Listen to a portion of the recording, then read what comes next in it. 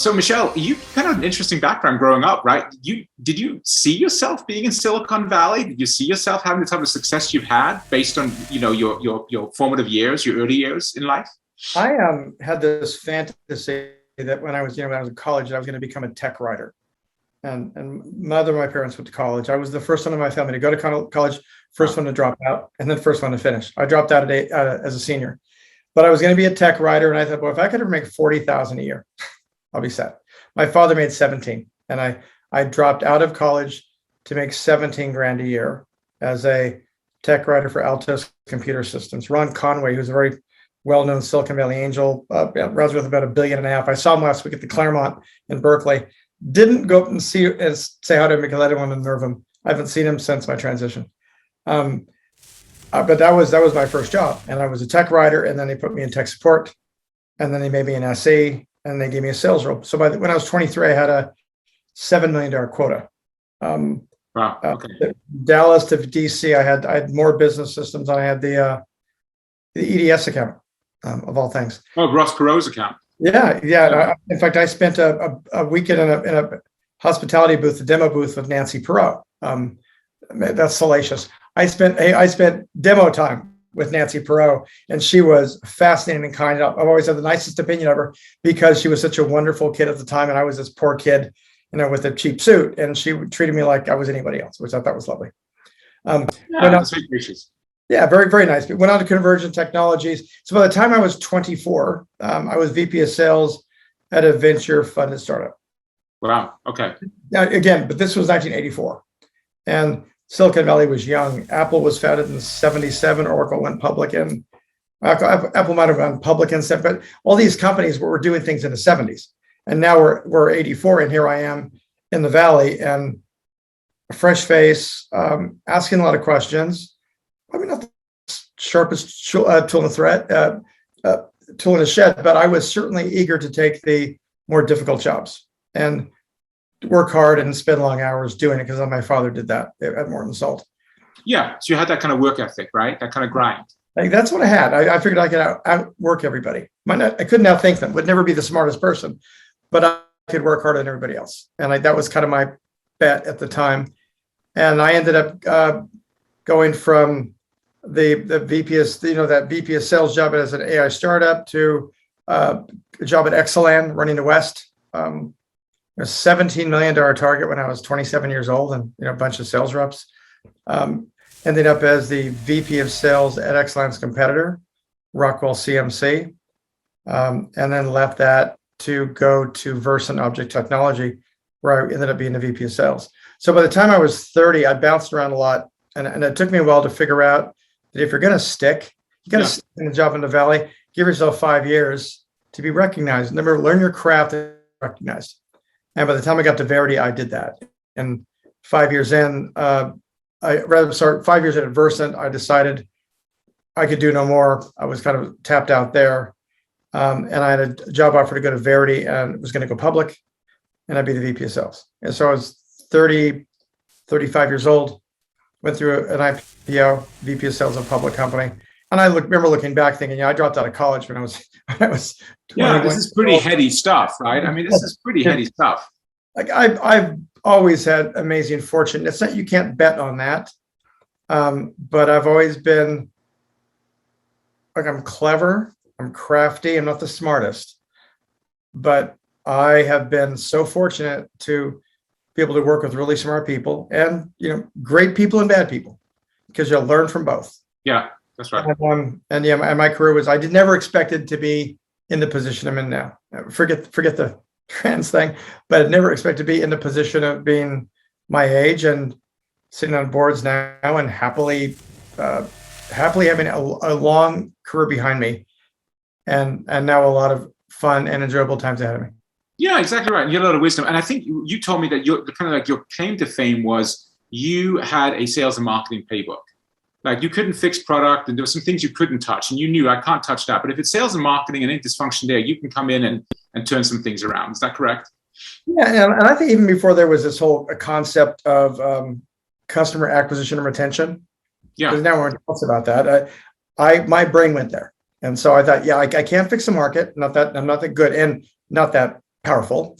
I can't fix a product because those things take time, but there is a playbook one could use in sales and marketing to fine tune the tip of the spear to make sure that the sales force is focused, that they hunt in packs, the messaging is on point, and that your messaging gets you to the right part of the deal. Because messaging really dictates where you enter the deal cycle and who you sell to. Right. And once I grasped all of that, then I was able to go off on my own, and I took a role at running CEO of a company called Coverity in 2010, and that was the perfect job for me. It was a $25 million company. Growth was slowing. They had burned $12 million. They had 10 left. I'm sorry, burned 10. They had 12 left, and they were trying to figure out what to do. And when I went and I saw it, and what I do when I used to go and interview for companies roles, I would build a document, and that as you get to that, you're about to get the offer stage. About a week before, I'd get to the board, who I'd meet with anyway, and say, look, I'm not sure I want the job. I'm not sure you want me, but here's my playbook for this. I'd get 2 pages, and if you follow this, I'm pretty sure you'll fix 90% of problems. And that would be my document. And I would get the role, fortunately, and I would use that. And Coverity was a great example. We went from 25 to 85 in 3.5 years in a market that wasn't viewed as hot. Wow. Yeah. It's amazing. We sold it for $375,500,000 to Synopsys. And that company would have been worth about $1 billion right now, but it's okay.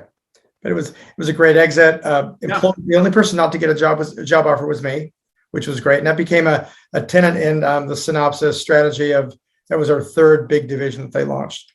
And now they've added 10 acquisitions, and it's a $300 million business. You must be proud. I mean, that's your baby, right? You must be some pride there. I think, yeah, I was very happy with the team and very just grateful for the experience to get to do this stuff. To get to run companies and be in that flow. It's heady stuff. Then I went to Imperva, and Imperva was a bigger version of Coverity that missed 2 quarters in a row. They were public. There were 110 million of revenue at the time. Stock had dropped from 60 something down to probably high teens. And by the time they made me an offer, it went up 25% the day they made me the offer. I accepted. They announced me because I had a history of acquiring, of going in, fixing and selling companies. And that wasn't my game plan when I went in. I thought this thing could really be grown profitably. And Imperva was just a great company. Again, wonderful people, great marketplace, and very typical problems. Companies all think they're special. Every tech company you go into, they'll tell you how special they are. They're different. Well, no one's different. It's same basic problems. Technology may be a little bit different. Go-to-markets are the same now. And the basic problems inside a company are all pretty uniform. And this was a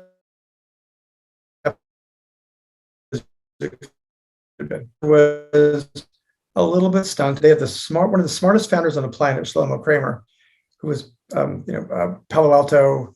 He's founded so many companies, it's crazy. Genius. And he was the CEO. He had moved back to Tel Aviv. He wasn't an effusive communicator with this company. And we're very different. He's a lot smarter than I am, but I was just my focus is get to know people quickly, understand what I'm dealing with, find who I could trust and not, and make sure they can trust me. And that's kind of what I did. So same game plan.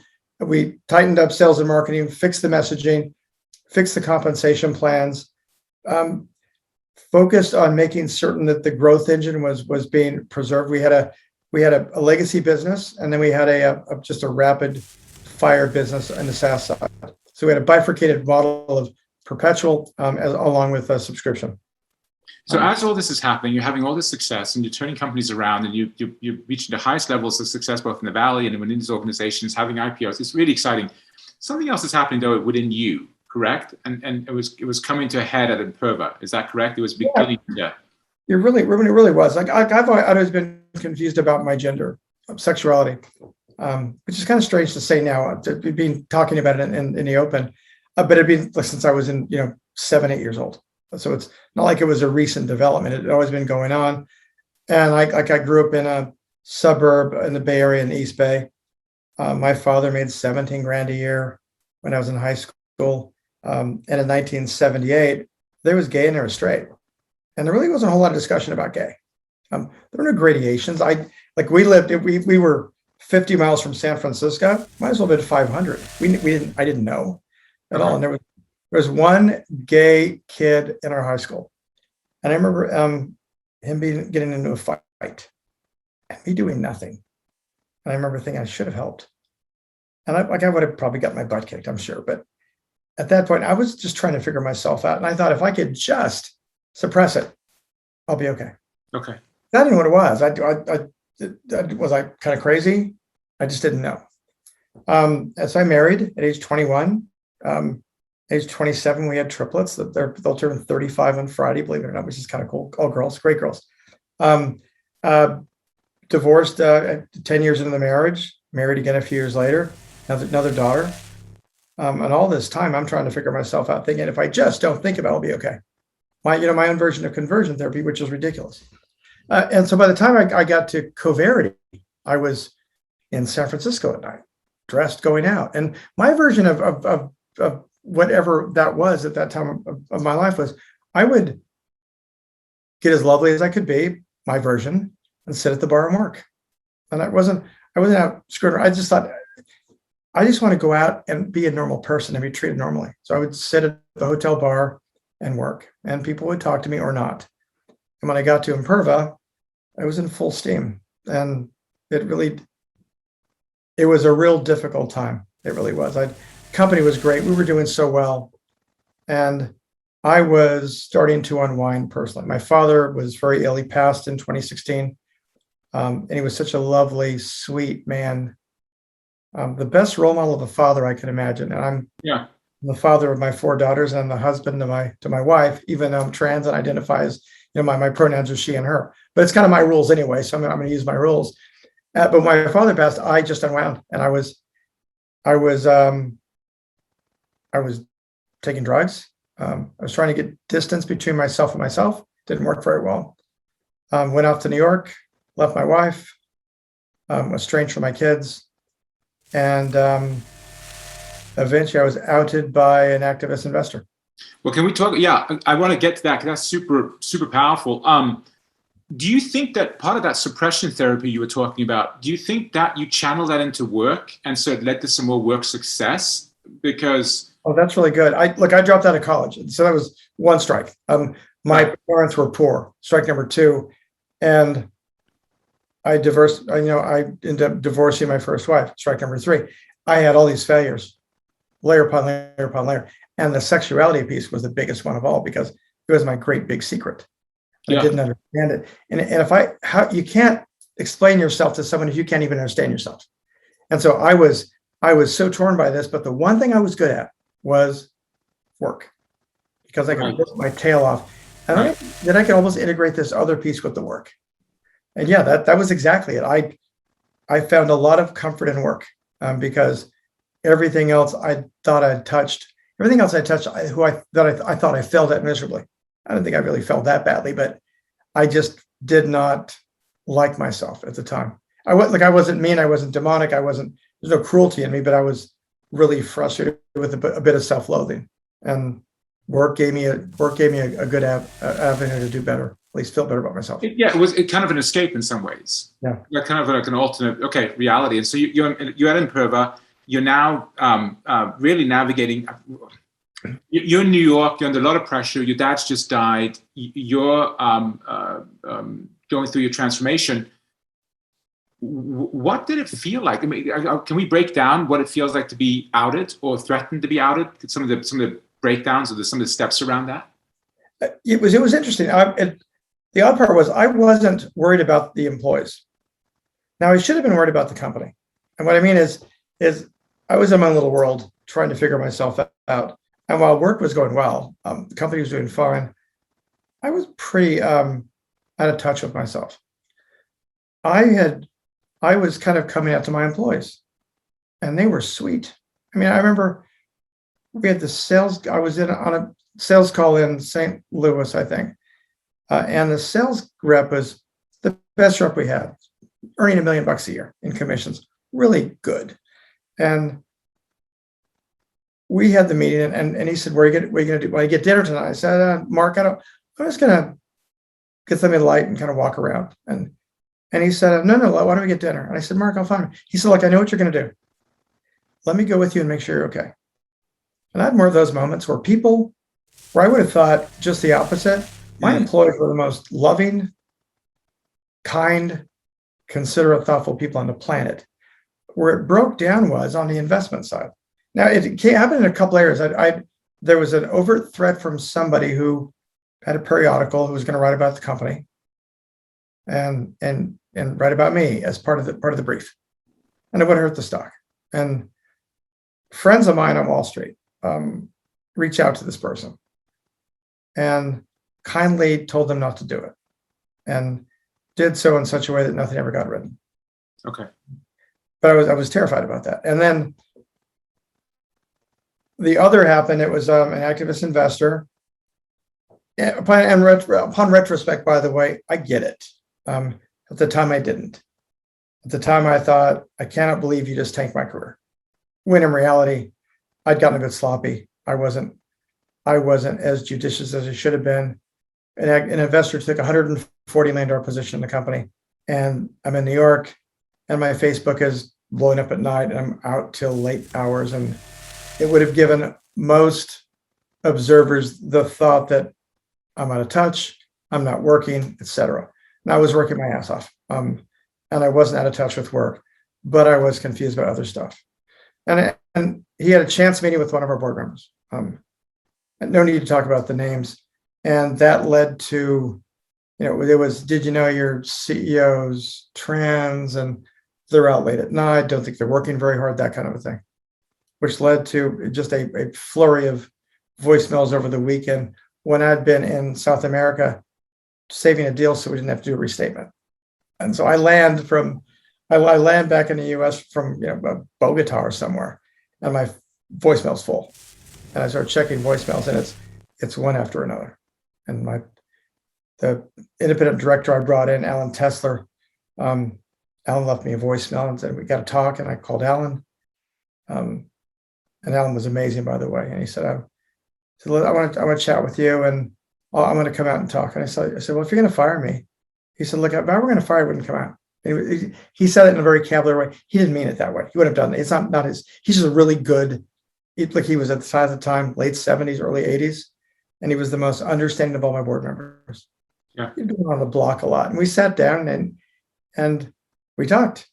And the thought was, look, there are worse things in life, but why don't we just hire a president, put them in California? You're in New York. You're CEO. You're going to Tel Aviv all the time. You're doing a lot of outbound, a lot of customer interaction stuff. Keep doing that.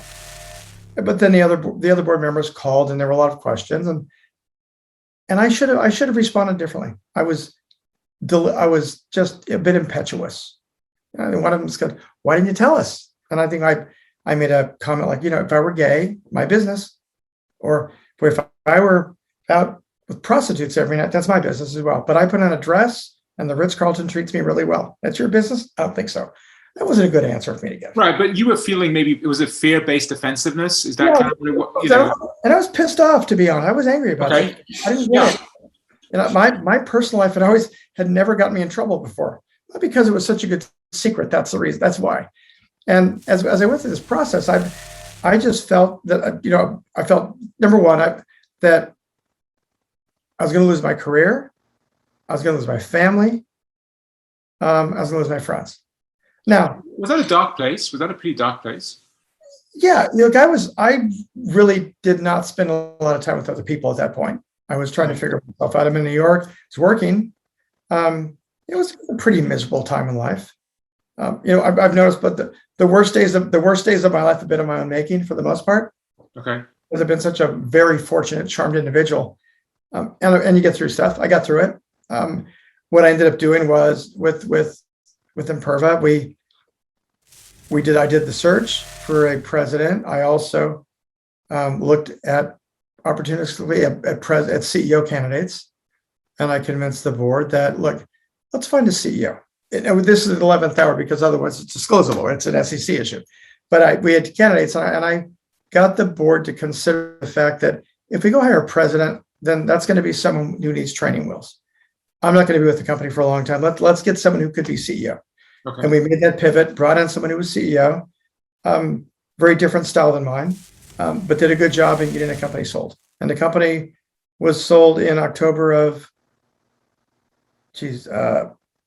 18 for 2.1 billion. Yeah. And I went in as CEO with 750 million. And so 3.5 years later, it was a great exit. I stepped down as chair of the company in Feb of 18, and it sold in October. And it was my team delivered the results. It was the same strategy as mine, but the CEO did a great job in the execution side. And I gave me a chance to step aside. And what happened when you stepped aside? What came up for you? Because you said anger was coming up, and you isolation. Sounds like there was some isolation going on, and you were estranged from key loved ones. It gave me a chance to really do the transition. Otherwise, it was baby steps because we've got board meetings and I don't know what to do. So I had a great psychiatrist.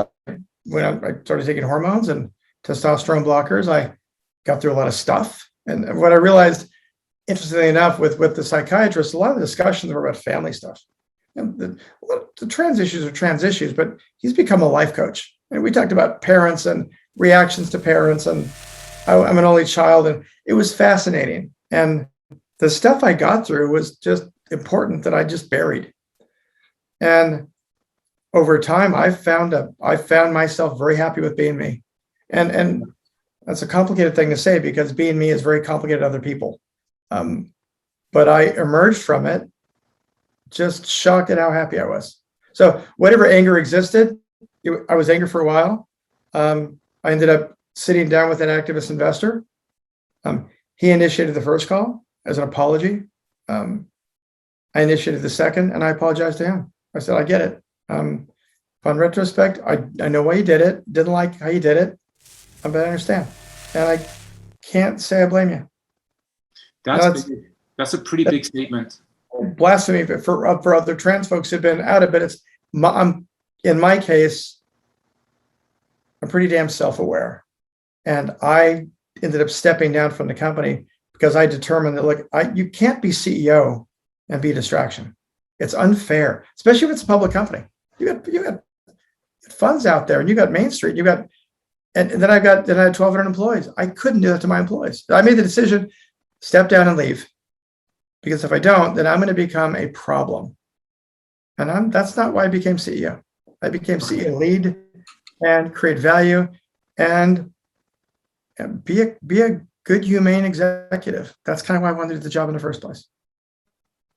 So it sounds like, wow. I mean, what a powerful story. What an amazingly powerful story. I mean, so you do all the work on yourself. It sounds like you've got great relationships there. You got 3 daughters, her birthday on Friday. So that's pretty exciting. I'm sure that's a big day for you and your family. What's life been like since? Yeah, it's been fascinating. So I stepped away from work in 2018, and I came back to California at the end of 2019. Now, at that point, I was certain that my career was done, because I'd been in a board meeting a decade before where I wore skinny jeans and red female patent leather red Todd's shoes and earrings and skinny, short hair. And one of the board members had asked me, said, Anthony, you're not turning gay on us now, are you? In a board meeting. Real question. And I thought, boy, if that elicits question, then I don't think I'm hireable. And candidly, I at first wasn't, because my head wasn't clear. I was so anxious to go back to work that I probably sounded like a bit of a whack job when someone called. I was so anxious to get a job that I was overly anxious. Okay. And then I just decided I'm not going to go back. It's just not going to work. And I got a call from a headhunter about a company called Corelight, which is a cybersecurity company, network detection, really the network side for network evidence, network security. And I said no, thank you, twice to the headhunter. And they called back and said, please, they want to talk to you. Now, I did a lot of calls for Anthony, and I'd call them back and say, hey, this used to be Anthony, it's Michele now. Same person, but clear head, better hair, whatever. And crickets, nothing. So I didn't have a whole lot of hope about the Corelight call, other than I felt obligated to take it because they'd been so persistent in getting me to take the call. And when I took the call, Greg Bell was the CEO at the time, and he was replacing himself as CEO. He's founded the company, got it to $20 million, really just smart, Harvard undergrad, Cal grad degree, just a real bright and kind individual. And we got on the phone, a Zoom call, and we spent an hour on the Zoom call and 10 minutes about the company, technically, 90, and the rest about the culture, what he's trying to develop and who he hired and why he hired and what he did well or not. I don't remember getting off the Zoom call, talking to my wife saying, I could do this. I think I could do this. Yeah. And I was suddenly imbued with a bit of enthusiasm and hope. And then I continued on the process with Corelight, and we got to a point where it was clear that there were two candidates. There was an internal candidate, Brian Dye, who was a head of product, or really another smart, I'm surrounded by brilliance.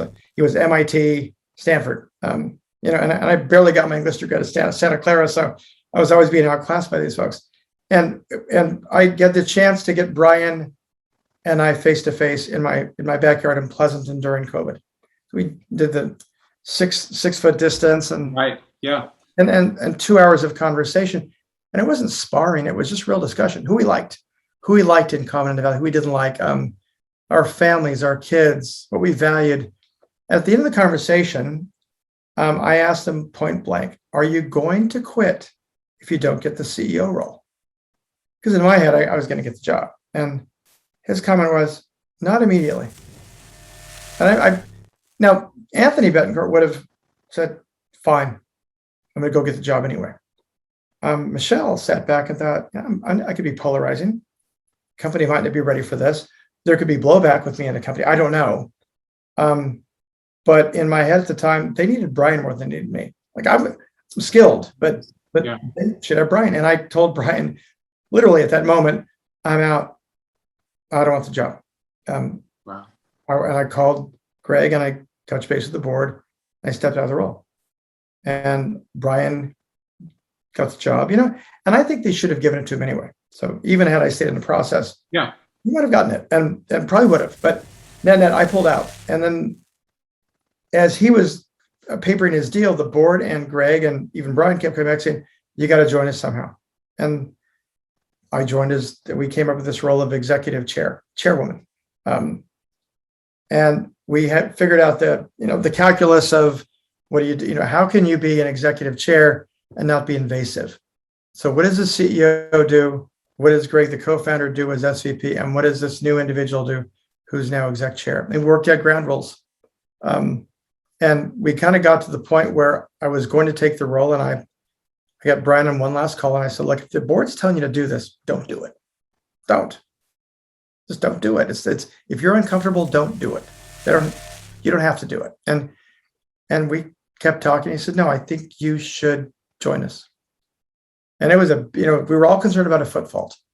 Like I've been a 6-time CEO in the Valley, and the big, what if I overstep? What if I forget I'm not CEO? What if I right? We put all these fail safes in. I mean, we have a weekly huddle, the three of us. Brian and I have one-on-ones. Brian wanted me to be in his E-team meetings and leadership team meetings offsite, where it could be really good. It could really go off the rails if bad things happen. And between Brian and myself and Greg, it has been. I joined in August of 2020. That changed my life. That job, going back to work, realizing I could do this, and I could do it as me, and I could do it in a role where I'm not so transactional. I have time to focus, time to think. And my thought was always, I've got 37 years of experience, 20 of it as CEO. And I remember Gary Sabona, who was the chair of Verity, used to say, he's not fat, he just has a lot of scar tissue from screwing stuff up. And I would tell different folks, look, for what body fat I have, it's scar tissue for making mistakes. But we always got them fixed. And it has been a great team. There's been no issues at all. We're really open. What I asked Brian and Greg for is let me address the company if I'm going to join, because I can confuse the hell out of people. And I talked about my family. I talked about the pronouns, but I made the point, like I'm she and her, but I'm my wife's husband. I'm my daughter's father. And so if you happen to refer to me as him or he, don't wrap yourself around the axle. because he's in here somewhere. There was a hostile takeover. I got Anthony's family, his career, and his money, and I'm very fortunate. And it's been I'm not militant about who I am and how I identify, but because I'm so happy with the first 57 years of my life. My life has been beautiful. The last number of years have been even better. And so and can we end with, because this is a pretty exciting twist in the plot. What are you doing with Amazon right now? It's slowing. Let me give you an off the record on Amazon first. So I did it. Look, we'll go on the record. So what am I doing with Amazon? Let me go back to when I was leaving Imperva. Yeah. I decided that I would do a documentary. And the thought at the time was, I thought it would be a heroic story. I'd sell the company, I'd race off into the sunset and transition. It wasn't that heroic because obviously I didn't stay as CEO. I left as a board member before the company was sold. But it was a great thing because it gave me a real record of what my life was like. Right. And it gave me a record of how I was. And without that, I wouldn't have remembered. I would not have even recalled, because if cameras are on you, I don't see that myself at that point. And I realized what a train wreck I was. And I was a train wreck because I was torn because I left my wife, torn because my kids were unhappy with me. I felt bad about work. And life just was so damn messy. And as it progressed, we finished wrapping up the doc in early 2018, about the time I left as chair of Imperva. And we took it to two festivals. We won at New Hope outside of Philadelphia, won our category, and then won a minor award in London. I didn't go for that. We didn't go to that one. And then I had a chance to sell the doc, but I'd had inquiries from other individuals who had trans kids or family members who had a trans family member. They were trying to figure it out. And I'd get these calls out of the blue from different people, and I'd have a conversation, and I would listen to the documentary. And I'd tell them all, watch it first as an adult. My advice is have a cocktail because it's pretty edgy. And then if you think it's suitable for the family member, then watch it with them. And that became, at first it became something in my mind that was, there's value in this documentary, well beyond where I thought there'd be. It's helping people. And then when I looked at these job opportunities, I thought, I might as well lead with it. I'll give everyone a chance to say no early. And I would tell them, if you don't like we'd have a good meeting. Like Greg Bell and I had a good meeting. And I said, Greg, I want you to watch this doc for me. And if it turns your stomach, we can part ways now. It's okay. I get it. I get it. And no one said a negative thing at all. So that documentary became a real important piece. In late 2019, I'd gotten a call from Jerry Zucker, and Jerry is a dear friend. Jerry and I had a company called National Banana. Jerry wrote and directed Airplane. Right. And Naked Gun and directed Ghost and did Rat Race and Police Squad on television. And we formed a company. He wanted to do short form comedy on the web. I was a CEO. He was a chief creative officer. We paid each other minimum wage so we could take the money and put it in a studio in Santa Monica. But Jerry loved the doc, and Jerry's wife, Janet, thought this could really be an interesting TV series. And so we started the process, long and arduous, of framing what it might look like. And right now we've got a TV series in development with one of the streaming services. And we'll see where it goes. Some days I think it's going to go quickly, other days it goes slowly. But with the third iteration of a script, we've got the actors committed, two very good names. And it'll be about the Anthony Bettencourt and the Michele Bettencourt life, but fictionalized greatly. So we'll see where it goes. It seems a bit odd to me that my life would be that interesting, that would warrant any thought of a television series. It's great. It's heady. It's gratifying. But there's a long way to go for us to get there. Michele, that's it. We ended there. I think that's great. I mean, did you have anything else you wanted to add before I stop recording? I just felt that was a perfect ending. It might be good to kind of extrapolate on Coverity. What happened after Corelight? Okay. Because so after I took the job at Corelight, I was reacquainted with a gentleman named Jeff Horing. Jeff is a co-founded Insight, which is, I think, a $68 billion fund, Insight Partners. And I met Jeff ages ago, and Jeff and I talked, and Jeff acted as if the trans thing was nothing. didn't even come up, didn't even bubble up to the surface. He asked later on if I'd be interested in possibly becoming a venture partner at Insight, which blew me away. And I said, no, I'd rather just not have a real job anymore, be with my family again, and have a good life. And Jeff got me involved with WalkMe, and I joined the WalkMe board prior to their IPO. And I joined as a trans woman before their IPO for a company about to go public. I got involved with a company called Ada.Support. It was a $20 million company when I joined the board. We finished last year at 40. We'll do about 75 to 80 this year. I'm the only independent director. I just joined the Athena Alliance, which is a women-run organization that's focused on it's kind of career advancement and education, advancing women to the C-suite and the board. So I'm on 4 boards. I'm on 2 nonprofits. One is the Sam and Devora Foundation, which is a nonprofit focused on safe spaces for trans youth. I was the first trans to join the trans board. And really frightened the hell out of me because it was the genesis of the nonprofit was the 2 founders, their trans daughter took her own life as a junior in college. And so I felt crazy responsibility of not screwing it up and making sure I was solid enough to join and not do stupid things. We have our own family foundation, Michele Bettencourt Foundation, for fair transgender employment. My wife and I do. My brother-in-law is on the board as well.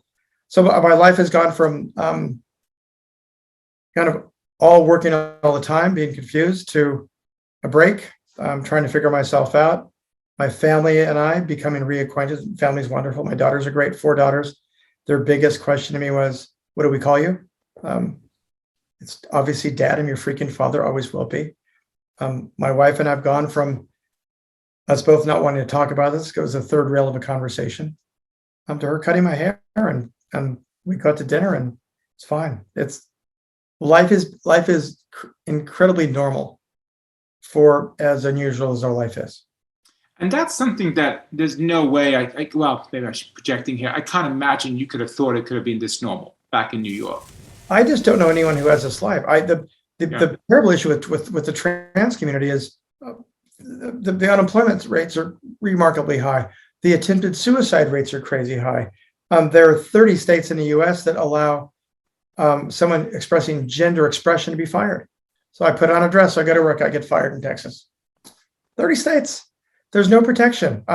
It's just a real difficult slog for people. And here, and 28% of trans people are not allowed to talk to customers. You're in the back of the engine room. You can't talk to customers. You're unusual looking. Your voice is different, whatever it is. Mm-hmm. And here I am. I'm helping raise money for venture firms. I'm front and center, and my family is loving, and my life just continues on, interrupted almost. It feels strange, and I'm eerily guilty sometimes because it's just too darn good. And I'm cognizant of it, by the way. And I go out of my way to make sure that I comport myself in such a way not to disappoint people, that I don't do anything that would delay the advancement of trans persons in the workforce. I'm not a role model at all. I'm not important, but I don't want to screw things up because I've been given the most amazing opportunities in life, and I don't want to wreck it. So yes, I never imagined it could be this way. My wife and I both agreed. My wife said, says every 6 months, "You are now the person I thought I was marrying." I'm so happier with her marriage. And the irony is palpable of that, the fact that her husband transitioned, and now I'm the person she thought she was marrying. My wife is as straight as an arrow. She's not bisexual. She's not a lesbian. Yeah. She's just a loving, sweet wife. And my kids have been great. My ex-wife is terrific. My in-laws, everything is just fascinating to me. It's how life works. Never expected it. I spend more time being grateful.